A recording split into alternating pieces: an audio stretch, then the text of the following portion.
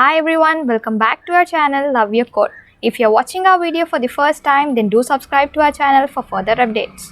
So without any delay, let's get into our second session on Python. And if you have not gone through my previous session on Python, then do check it out. I'm dropping the link in the description box. And one more thing guys, we will be providing updates on job vacancies for both technical and non-technical background. So do check our videos on regular basis and do not forget to share this information with your friends and family as it is really going to be beneficial. So these are the topics we will be covering today. In our last session, we discussed about the string data type. We can actually do a lot of stuff with string in Python. Python provides a wide range of built-in methods that one can make use of. The first function would be that we can actually find the length of the string, and it can be achieved with the help of a simple len function. We can also slice a string, that is, we can fetch a part of the string and start working on that. We shall demonstrate all these functionalities in our W3 Schools editor, but before that, let's understand all other functionalities of string. You can actually modify your string, that is, if your string is in uppercase and you want them to be in lowercase, then you can do that with the help of lower method. Similarly, you can use the upper method to change your string to the uppercase. Next, say you want to replace the characters in your string with a different character, then you can achieve that with the help of replace method. Strike method is used to remove any spaces from the beginning and ending of a string. Next, we have the split method, and then we have the concatenation operator that performs the concatenation of the string. Then we have few methods that returns the Boolean data, and the list of methods are starts with, ends with, is upper, is lower, is alpha, and is digit. Let's understand this with the help of sample codes. Here I have declared a variable text and assigned it a string learn Python from LoveUrCode. So let me try to find the length of my string. So I simply do that with the help of len function. So I give len and then pass the variable name and hit the run button.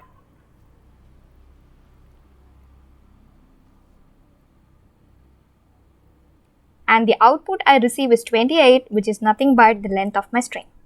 So now let me try to change my string to uppercase. I simply do that with the help of upper method, and similarly I'm going to change my string to lowercase and then trying to split it. So yes. So here if you see, I have given text square brackets 0:6. String is nothing but an array of characters. Normally our array starts with the index 0. So I'm telling my system that fetch me a substring which starts with the 0th index and ends at 6. So this is the output I get. So here if you see, I have just fetched the learned word from my string. So similarly, you can find your own substring. So now let me try to replace my space in between the string with a dollar symbol. I do that with the help of replace method. So I type it as text dot replace. Then I specify that replace space with a dollar symbol. So this is how you specify a replace method. You will have to pass two arguments. The first one would be which one you are trying to replace, and the second argument would be what are you trying to replace with.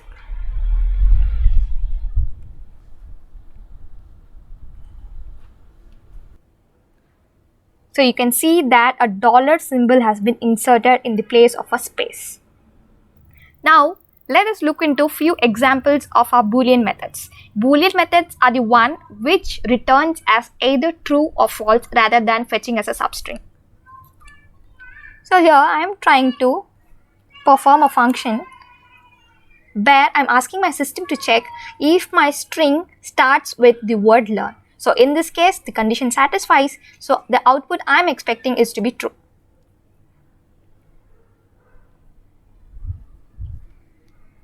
So yes, this is the expected output. So let me change this to Python.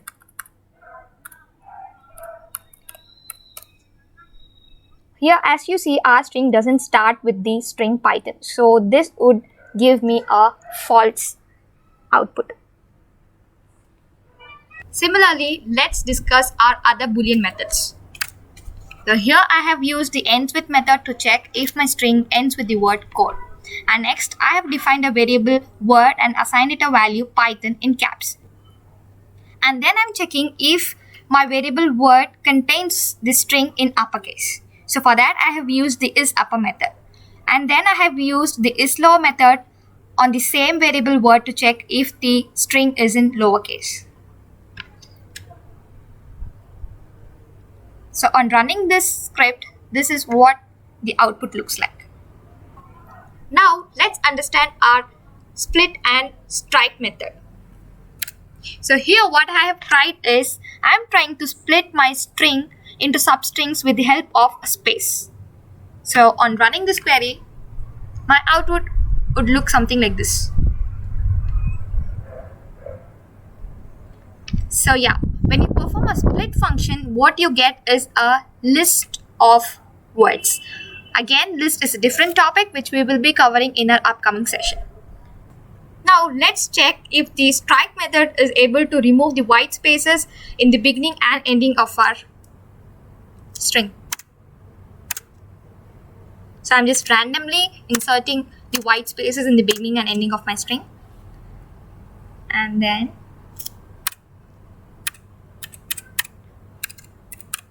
I'm using the strike method to remove the white spaces. And yes, as you can see, there is no white spaces. So to reconfirm, let me try printing the string itself.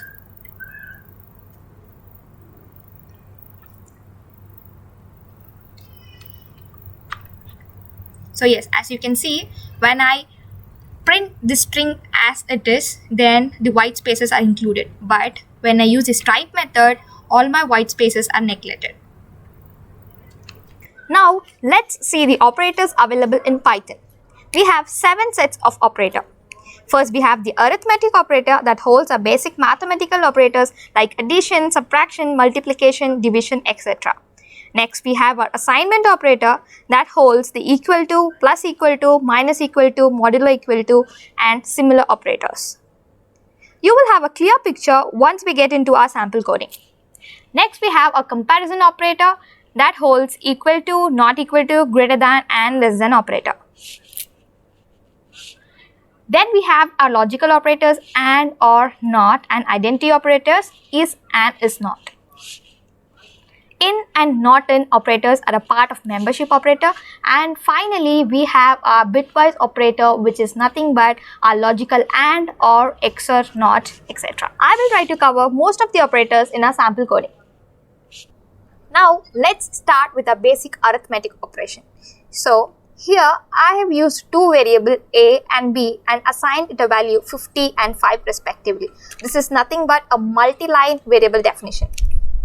So it is possible in Python to define your variables in the same line. And then now let me try to print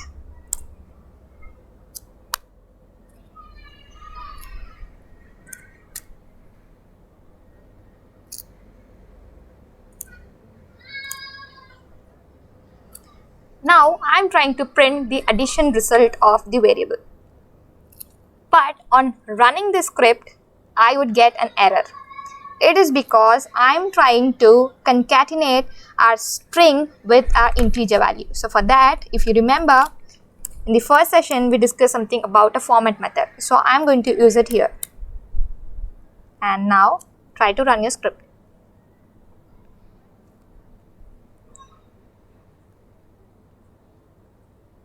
Yes, we are good with the code. So similarly, I am trying to perform my other arithmetic operations.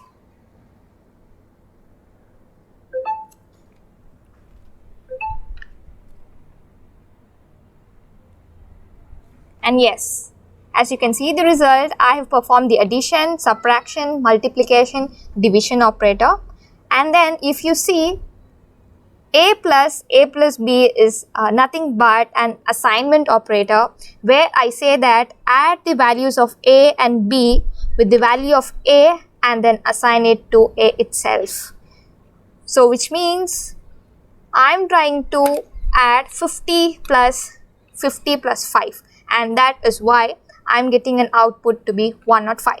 And then this is a Boolean operator and this is a conditional operator where we get a result in Boolean type, that is either true or false. So here our value is 50 but B's value is 5. So when I say 50 is greater than 5, the condition is satisfied, so that is why I get the output as true. Similarly, for A less than B, I get the output false because A is greater than B. And here similarly for A equal to B, the condition is not satisfied and therefore I get false. And here again I have performed the equivalent operator. Here I am trying to add the value of A with 110 and then again assign it to the variable A itself. So and that is why I get 160 as the output. Now let's look into a membership operator. So for that I would require a string, name it as text, and I say love your code. And then I try to print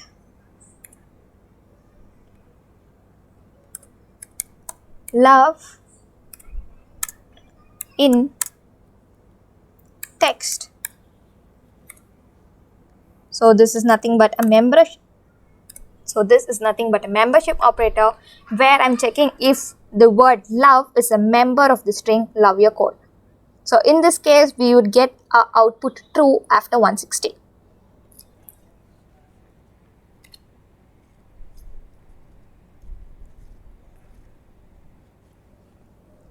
Yes, so this is the expected output.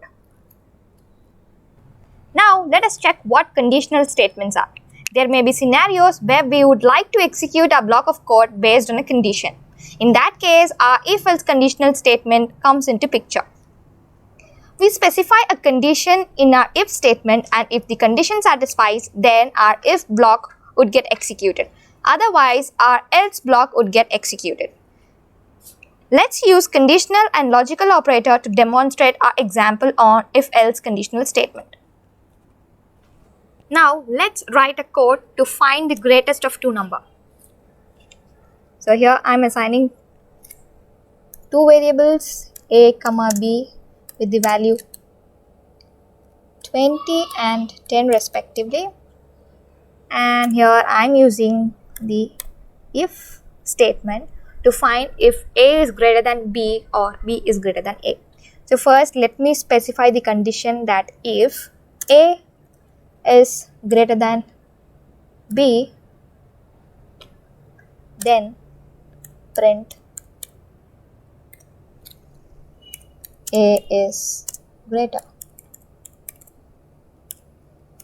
Now let's see what output do we get.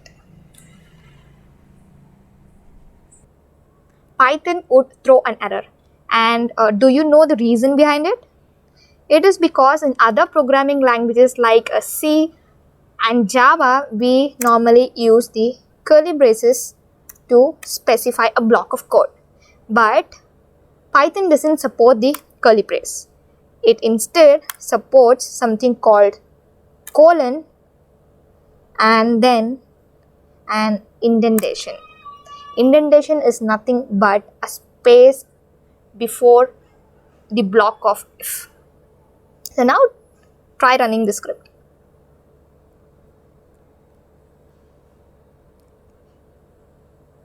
Yes, it works fine. Now when you want to specify an else statement, then you can simply start typing without the indentation. So I give it else.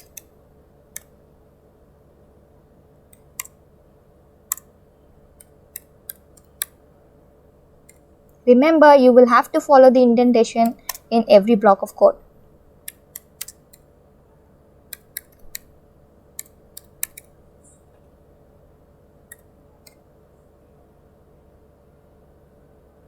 let's specify it to be 100 and check.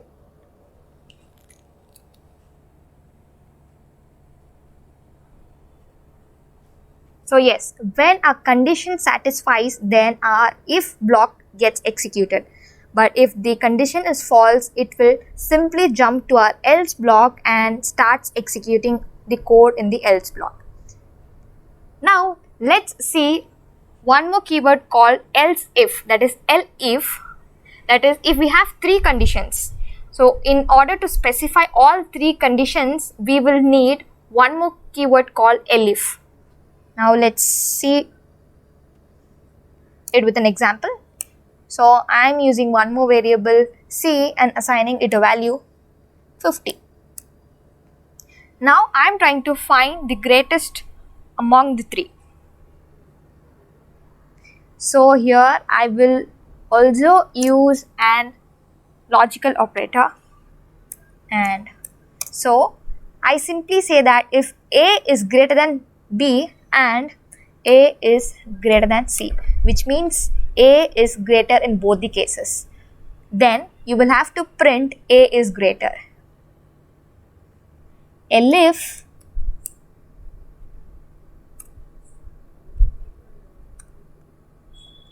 B is greater than A and B is greater than C, then it simply means B is greater.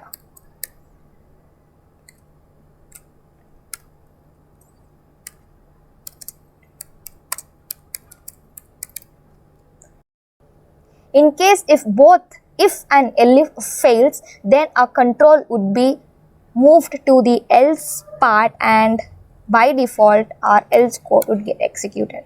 So in our case, B is the greater value, so our elif part would get executed and our output would be that B is greater. Let's try changing the value of C from 50 to 500 and our else part should have got invoked.